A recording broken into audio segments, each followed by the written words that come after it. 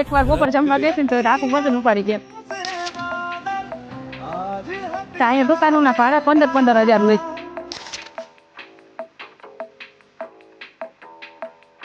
પીરવેલ ચોકથી અમે ભીમનગર ચોક બાજુ જતા હતા અને રસ્તામાં અમને આ જશુબેન મળ્યા છે કે જે આ ઉનાળાના ખૂબ તડકામાં પણ આવી રીતે છત્રી રાખીને નીચે સીવણ કામ કરે છે. બેન, કેટલા વર્ષથી તમે આ કામ કરો છો? 3 વર્ષ થઈ ગયા. તો ઉનાળો હોય, શિયાળો હોય, ચોમાસું હોય તો શું શું તકલીફો પડે છે? ચોમાસામાં તો બહુ વરસાદ આવે તો બંધ કરી દઈ, છોકરીઓ લઈ આવીને ઢાંકી દઈ. બાકી બહુ વરસાદ હોય તો બંધ કરી દેવું પડે. રોજે કેટલા લોકો તમારી પાસે કપડાં સીવડાવવાને આવે છે? શું તો હેલા રાખે. તમે આવી રીતે અહીંયા કરો છો એનું શું કારણ? ઘરે અમારે એટલું બધું ન હાલે ને નાના છોકરા છે એટલે કોકની ત્યાં કામે જાય તો રજા મળે ન મળે એના હિસાબે અહીંયા રહીને કામ કરીને કેબિન તો ન લઈ હતી. અને આ કપાટ જોવી છે કે આ તમારો કપાટ છે સિમેન્ટમાં નીચે ચણેલો છે ને અહીં રાખેલો છે?